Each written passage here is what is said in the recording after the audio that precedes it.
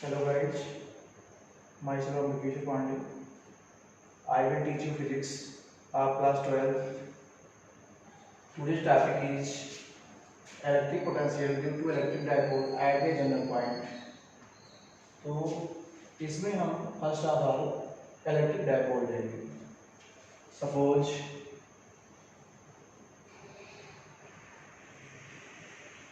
This is electric dipole.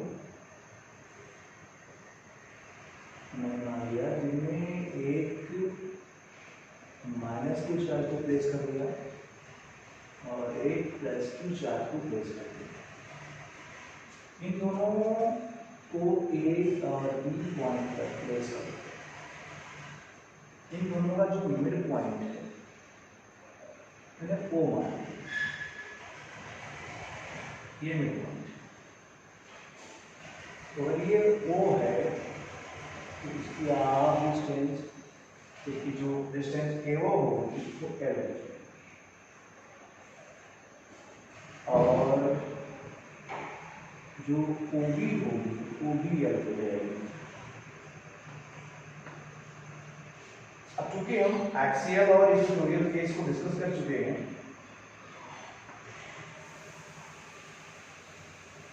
Axial case तो इधर हो जाएगा, इक्वेटोरियल केस इधर हो जाएगा. आप जनरल पॉइंट बात कर रहे हैं, चाहे कहीं इधर लेंगे या इधर लेंगे या इधर लेंगे या तो इधर लेंगे. हम कन्वीनियंट पॉइंट सी को यहाँ मान, ये पॉइंट सी, इसको मैं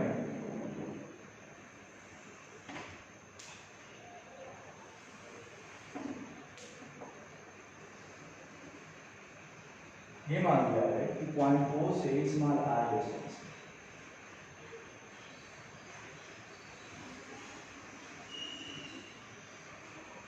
और ये पॉइंट जो बी है वो R1 डिस्टेंस पर है. अब हम पॉइंट ए की बात करेंगे. जो पॉइंट ओ है, जो पॉइंट ए सी है वो R1 डिस्टेंस पर ये था और ये R2 पर हो गया. अगर हम इलेक्ट्रिक पोटेंशियल पॉइंट बी पर निकालते हैं तो इलेक्ट्रिक पोटेंशियल बी पर होगा 1/4πε0 जो पाना होगा, और इलेक्ट्रिक पोटेंशियल ए पर होगा 1/4πε0 -q/r2. तो नेट पोटेंशियल निकालेंगे पॉइंट सी पर, वो मिल जाएगा 1/4π कॉमन ले लेंगे, मिल जाएगा अंदर q/r1 -q/r2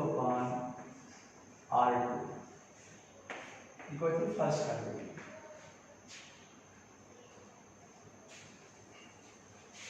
अब इसमें मेन काम ये है कि मुझे R1 और R2 डिटरमाइन करना है. तो R1 R2 कैसे निकालें, इसके लिए मुझे कुछ सपोज करना पड़ेगा, कुछ मानना पड़ेगा. क्या मानना पड़ेगा? ये लाइन इसके पैरेलल है. क्योंकि हम ये जानते हैं कि मान लो ये कोई दो लाइन है, अगर ये लाइन इसके पैरेलल है तो मुझे इसी के बराबर अगर यहाँ लाइन बनाना होगा तो मैं परपेंडिकुलर दोनों पॉइंट से डाल दूंगा. तो सेम इसी के बराबर लेंथ ये रेडी हो जाएगी. तो अगर मैंने सपोज कर लिया है कि जो लाइन हमारा ओसी है वो पैरेलल है बीसी, तो हम इस पॉइंट बी से परपेंडिकुलर ड्रा कर देंगे ओसी पर. मैंने पॉइंट बी से परपेंडिकुलर ड्रा कर दिया ओसी पर.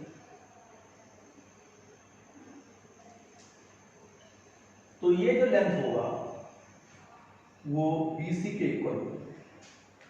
इतना ही नहीं, ये हमारा इलेक्ट्रिक डायपोल है जिसमें जो इलेक्ट्रिक डायपोल का डायरेक्शन होगा वो ये होगा -q से +2 की तरफ.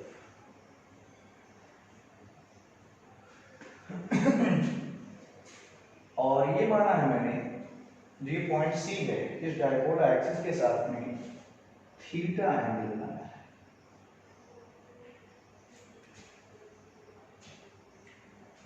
सिमिलर काम हमको R2 निकालना है, तो जो काम मैंने यहाँ किया है वही काम यहाँ करना पड़ेगा। तो मान लीजिए जो लाइन हमारी OC है वो दिखा देंगे कि AC के पैरेलल है, तो हम पॉइंट A से परपेंडिकुलर ड्रा कर देंगे और OC को बैक साइड में एक्सटेंड कर देंगे। तो यहाँ से हम परपेंडिकुलर ड्रा कर रहे हैं और इसको बैक साइड में एक्सटेंड कर रहे हैं।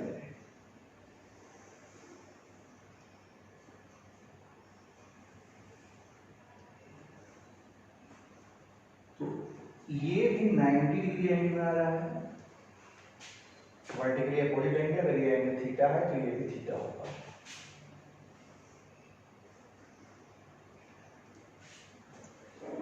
तो क्लियर बात ये हो गया कि हमारा जो AC है, अगर हम इस पॉइंट को D कर दें और इस पॉइंट को E कर दें, तो मिलाकर हम ये कह पाएंगे कि जो हमारी लाइन BC है वो इस CD के बराबर होगी और जो हमारी लाइन AC है वो CE के बराबर होगी। तो अगर मुझे निकालना है CD, तो कैसे निकालेंगे? अगर हम इस पूरे डिस्टेंस में से इस डिस्टेंस को माइनस करते हैं तो मुझे ये डिस्टेंस मिल जाएगा। अब मुझे यही निकालना है। सिमिलर यहाँ पर मुझे निकालना है AC और AC इक्वल है CE के। अब CE कैसे निकालेंगे? अगर हम CO में OE जोड़ दें तो मुझे पूरे डिस्टेंस मिल जाएगा। इन ट्रायंगल, हम इस ट्रायंगल की बात करेंगे BOD में। इन ट्रायंगल BOD, अगर हम ट्रायंगल BOD में देखते हैं तो देखिए मुझे पता क्या है, निकालना क्या है? निकालना है मुझे OD, अब पता है L।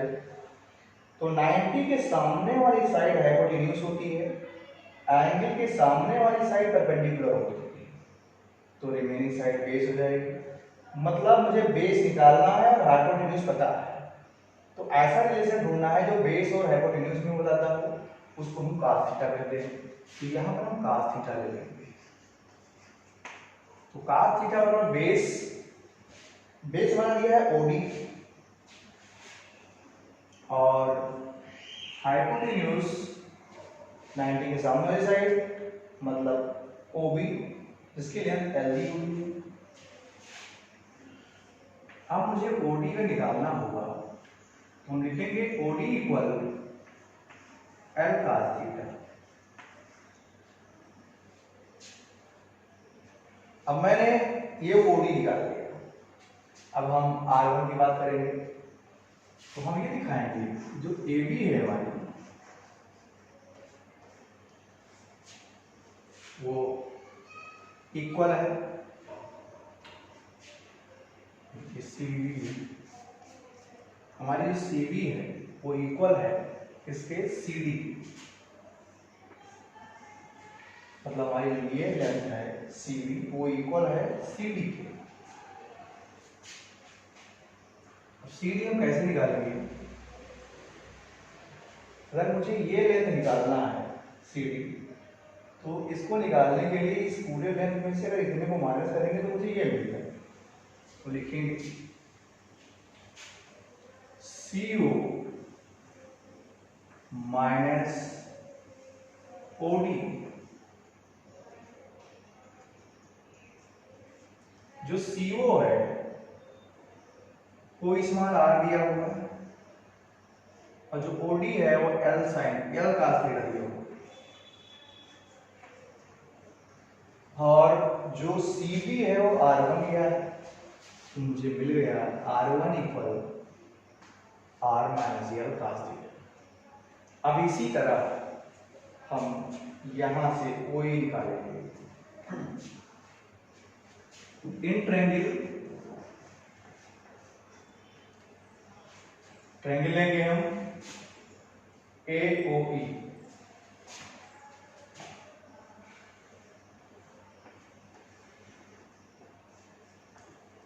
अगर हम AOE की बात करते हैं, ये मेरा A है, ये O है, ये E है।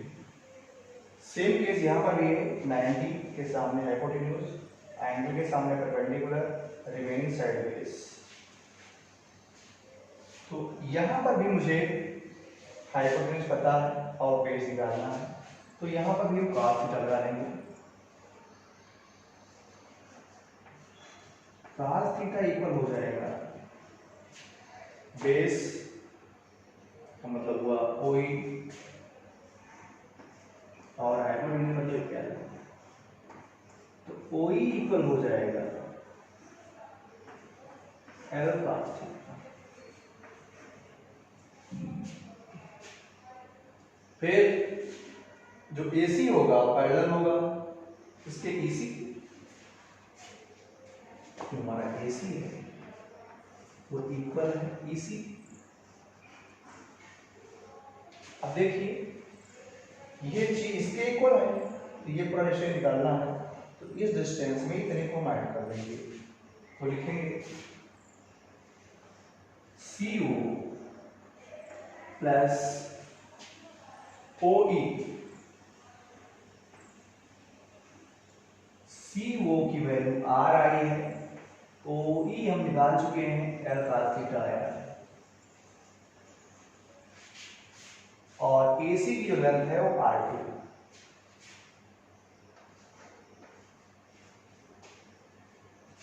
ये क्वेश्चन 2 बन गया। छोड़िए क्वेश्चन को, अब हम R1 और R2 निकाल चुके हैं, इसको ही क्वेश्चन 1 में प्लेस कर देंगे।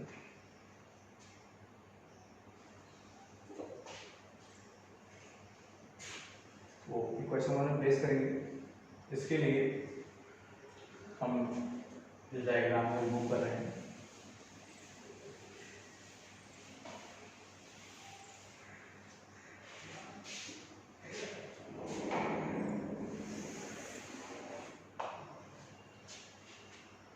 अब हम क्या करेंगे, यहाँ से R1 और R2 की वैल्यू इक्वेशन 1 में प्लेस कर देंगे, तो लिखेंगे putting the value of R1 and R2 in equation first. तो जब वैल्यू को प्लेस करेंगे फिर क्या मिलेगा, b equal 1/4 pi epsilon not, यहाँ से q भी बाहर निकाल लेंगे, जब q बाहर निकालेंगे तो अंदर आएगा 1/R1 माइनस 1/R2। अब हम R1 और R2 की वैल्यू को प्लेस करेंगे, तो R1 देखिए लिखा हुआ है R minus L cos theta, तो 1/R minus L cos theta minus R2 R plus L cos theta 1/R plus L cos theta. अब हम दोनों को सॉर्ट आउट करेंगे।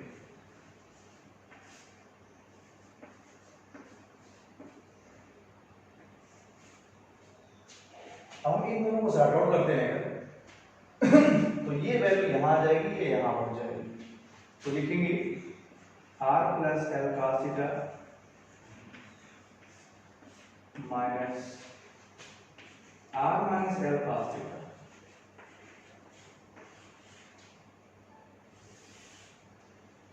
ये लिखा हुआ है a माइनस बी, ये लिखा हुआ है a प्लस बी, तो a minus B into A plus B, A square minus B square मिल जाएगा R square minus L square cos square theta q by 4 pi epsilon naught R plus L cos theta minus R plus L cos theta.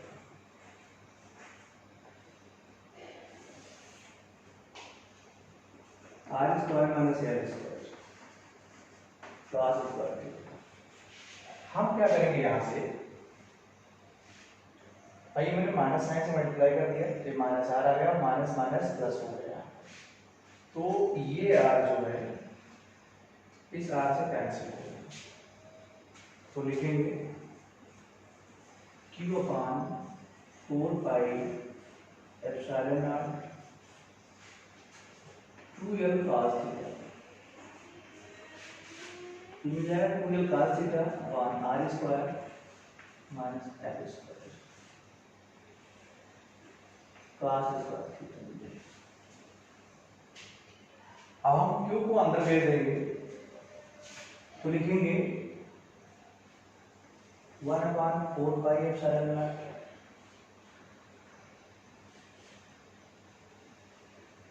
q into 2l cos theta upon r square minus l square cos square।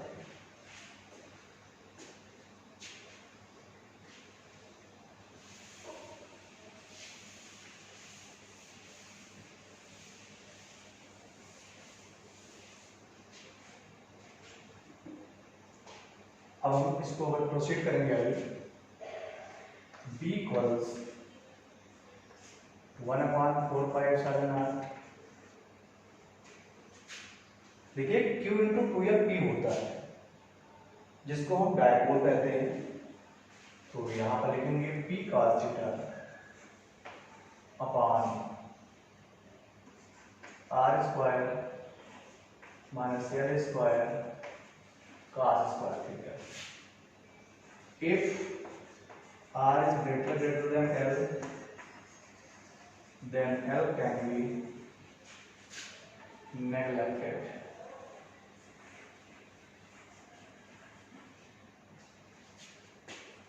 तो b मिल जाएगा 1/4 pi epsilon naught p cos theta upon r square.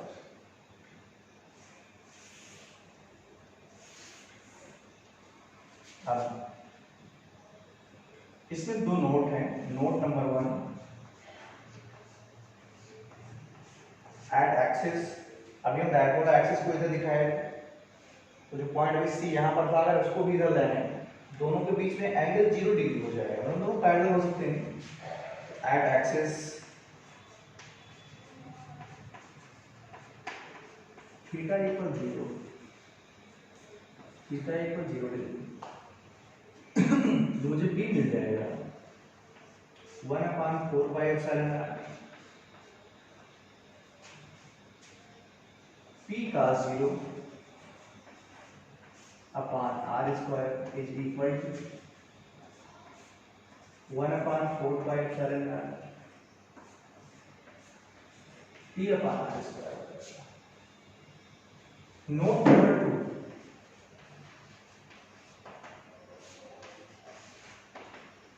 add equatorial line, add equatorial line, theta equal 90 degree. तो यहाँ जो b लिखा देंगे, देखिए electric dipole में होता था, इक्वेटोरियल लाइन में होती थी, दोनों के बीच में एंगल 90 डिग्री होता था। तो यहाँ लिखेंगे 1/4 pi epsilon naught p cos 90 upon r square. cos 90 0 होता है इसलिए पूरा 0। बाकी नेक्स्ट लेक्चर मिलते हैं और थैंक्स।